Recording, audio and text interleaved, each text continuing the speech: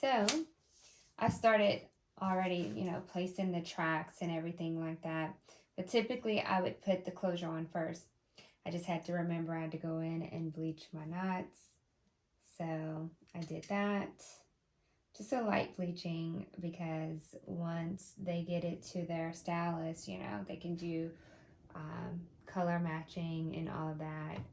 What I'm using here is a transparent lace.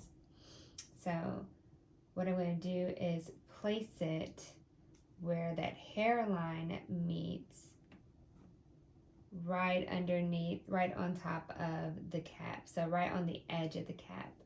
So since I'm going to do some customizing, I'm going to pull it down just a little bit more because all of that can go away. Just a little over direct here. And since, she didn't indicate whether or not she wanted it left or right, she pretty much left it up to me. I'm just going to put it in the middle. And she can adjust it a little left, a little right if she wants the part to be over. She has enough wiggle room to move and play around and free part it. So what I typically like to do is, let's see, my T-pins are not at arm's reach. Where are they? Down here. So what I like to do is get my T-pins and pin it down first. I'm going to walk you through the whole steps. So I'm going to go ahead and pin this here because I want it to stay in this area. I want to also pin it down in the back.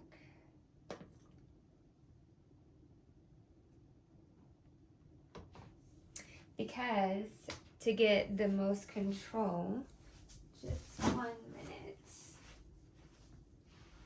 I guess all of my combs are downstairs. Anyway, to get the most control from this, I'm going to put the closure in a braid.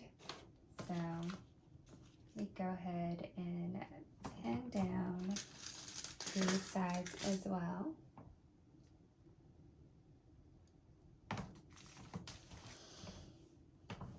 Pull all this hair forward and just braid it up. I just need to have at all times control of the hair, control of the wefts, everything as neat as possible.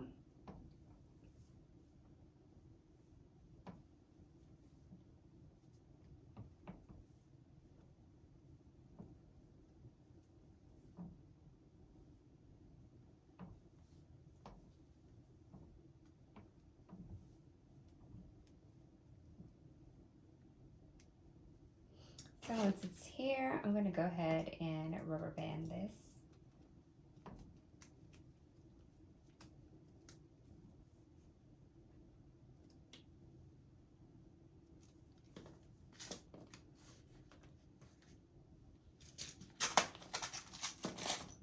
And at this point, I will use my needle and thread to loosely sew this down. And this is just to give me, more control once it's underneath the sewing machine. We want to make things as easy as possible. Don't want to overcomplicate things. We want it very, very simple. So we're just going to go ahead and stitch this. I always use my triangle method, no matter what, just because I want everything to be flat and out of the way. You would never see me loop when sewing.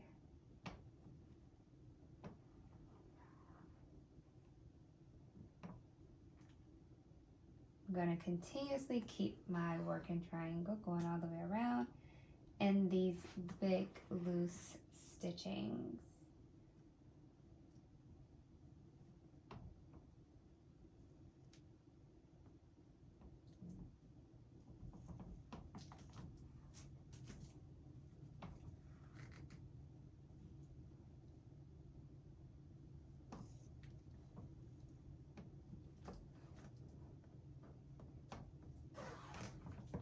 All right,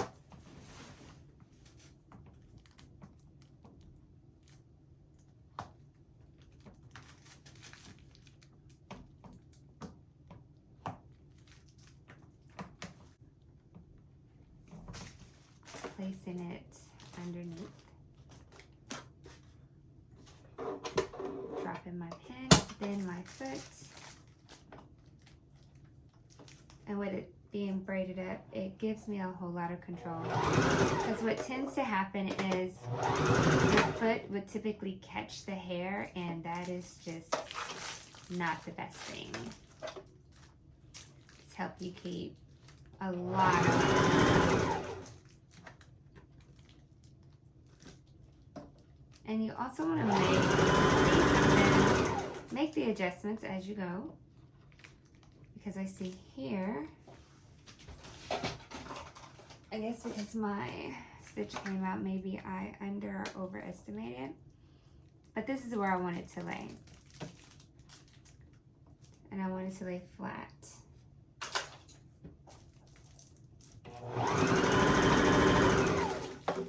So make sure that it lays flat. There's nothing worse than having a closure that is lumpy or not laid flat. So make your adjustments as you go.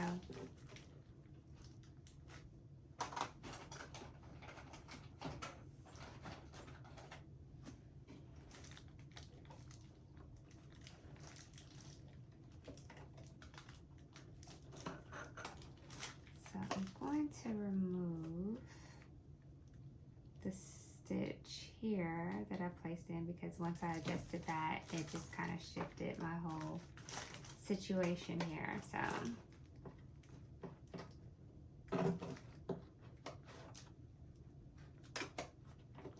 I want it to lay flat, so it's gotta lay flat. Going back in, dropping my needle, dropping my foot, and we're gonna have strings that we're gonna have to run towards the end of this.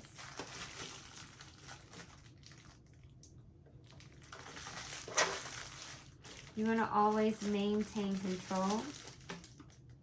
It gets a little tough around this area, but you got it. As long as you're making sure everything lays completely flat, you literally have nothing to worry about. And like on this side, it's standing still.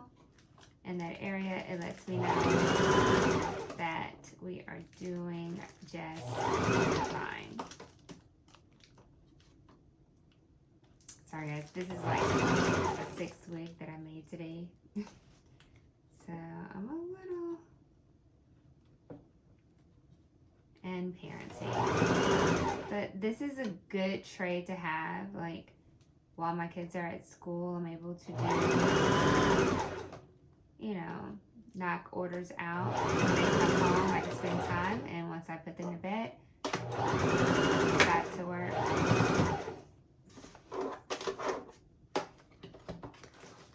So, alright. I have extra thread that probably came from when I was making these adjustments.